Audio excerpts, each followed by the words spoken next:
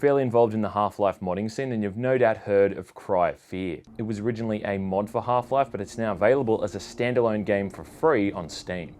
Developed by a team called Sykes Galar, I'm sure I mispronounced that, it tells the tale of an angsty teenager named Simon, who finds himself in a horrific, nightmarish world one night after he's apparently hit by a car.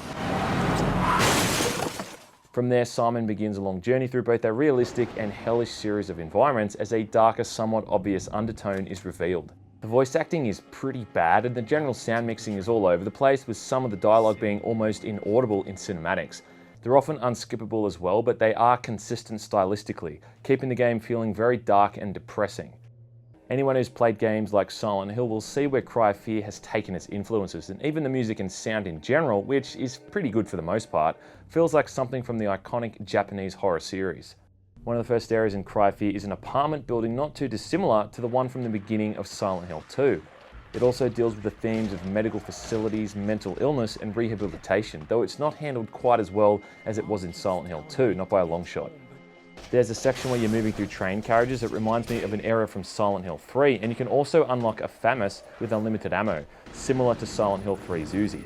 And like all of the Silent Hill games combined, you spend a huge portion of the game trying to open doors that are ultimately locked. Now for a Half-Life mod, Cry of Fear brings some pretty nifty innovations along with it, considering it's running on what is now almost a 16-year-old engine. For starters, you'll notice how impressive the game looks, at least the general environment anyway. The game shows off visual effects like film grain, bump mapping, and water displacement. Some of the city areas look almost photorealistic, which is quite juxtaposed with the low polygon and stiff animations for most character models. The general gameplay for Cry of Fear follows in the vein of traditional survival horror. You are able to get your hands on Glocks, rifles, and shotguns, but you're also only able to carry 6 items at once. You only come across a handful of healing items, in this case morphine syringes, and you have to rely on manual saves and often solve confusing and intricate puzzles to progress through the campaign. You'll be running away from masked guys armed with chainsaws, fight grotesque looking boss creatures in sewers, and also be teleported to surreal industrial hellholes that make you question where reality begins and ends. In lieu of a flashlight, you got a mobile phone, which is initially your only light source, and the thing is going to be getting some serious mileage, as the vast majority of areas in this game are dark as all hell. Overall, the mood is very frightening and creepy, with the culmination of the audio and visuals playing a huge part in this. Now, Cry of Fear always gets talked about when discussing horror games, and you rarely hear people saying bad things about it, which I think is kind of funny because the game is chock full of problems. For starters, it doesn't seem to know whether or not it wants to be a survival horror or an action game. It throws a number of bad guys at you that you'd find in an action horror game like, Dead Space, but doesn't quite give you enough resources or a suitable environment to deal with them. A lot of the time you'll be fighting, 3 or 4 monsters at once with nothing but a nightstick or a knife, for instance. Almost every single area is a linear, narrow corridor or an interior location with lots of furniture that makes avoiding enemies near impossible, thanks to the irritatingly huge hitboxes prevalent in most Half-Life engine games. Melee combat is just bad. You have a really short reach and all you can really do is just mash the left mouse button on an enemy. Dodging back and forth to avoid taking too much damage, but it's not very fluid, and enemies have an unfairly long reach with their attacks, not to mention they move at a lightning pace and can take half a dozen or so hits before dying. Dodging uses up your stamina bar, as does sprinting, and when this thing runs out, you have to wait a whopping 30 seconds for it to recharge fully. 30 goddamn seconds.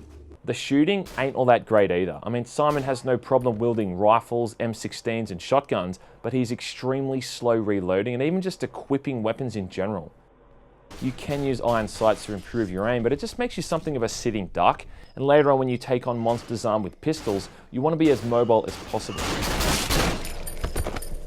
You can dual wield your phone in a single-handed weapon as well, but you can't reload the weapon unless you first put the phone away. This is the same with dual wielding other weapons as well, and it just adds up to more precious seconds of game time, during which enemies can corner you and take off more of your much-needed health points. Often the enemy placement is absolutely ruthless in certain areas. You walk into a small room and then 3 assholes come running at you from nowhere, or smash a door down giving you no means of escape. Some of the enemies make these really loud, irritating sounds when they die, which ends up sounding more like nails down a chalkboard the more you hear it. If only the problems with this game stem from the combat, but even the overall pacing and layout of the game is piss poor. A lot of the objectives require you to backtrack and pick up a certain item, and then trek all the way back to the starting point to activate something or unlock a new area. At one point, after playing for a good 4 or 5 hours, the game had me go back literally to one of the starting areas to get a couple of electrical fuses, and it just felt like a shameless way to pad the game's length out. Then once you've gotten those fuses, you literally have to backtrack again in the very next area to use them to power up a subway train. And that's the biggest issue with this game. Every single task is just so laborious and unenjoyable, it just seems like a chore. Also, what doesn't help is the game's extremely strict inventory system, which is strict even for survival horror. Like I said before, you can only hold 6 items at a time, and even 3 later in the game, and quite often you have to drop a very useful item like a rifle or a morphine syringe to pick up an objective item. Then you have to spend 5 minutes hiking back to where you use your objective item before hiking back to where you drop the other useful item to pick it up again. Once more, just a shameless way to make the game longer in length. But then again, this system is very contradictory. I mean, a key, for instance, takes up an entire inventory slot. You know those things most people in real life have half a dozen of at any one time? I mean, can't Simon just slip the damn thing into his pocket or something? You're telling me a key takes up as much inventory space as a shotgun does? Yeah, I didn't think so. Now, I know this is copying the inventory system from a game like Resident Evil, but that doesn't mean it's not archaic and incredibly clumsy. And at least in Resident Evil, you had those magical item boxes to give you access to items when you needed them the most. I'm really heaping shit on this game, and truth be told, it does have its moments. Strangely enough, when the game is just sending you down a linear path or not throwing fetch quests at you is when it's at its most enjoyable. But this is largely just a game that doesn't know if it wants to be survival or action horror, and it doesn't really excel or even succeed at either of those styles. I've always been flabbergasted, that's right, flabbergasted, by the way people talk about this game like it's some sort of horror masterpiece. The majority of the horror comes from jump scares, which is the laziest type of horror.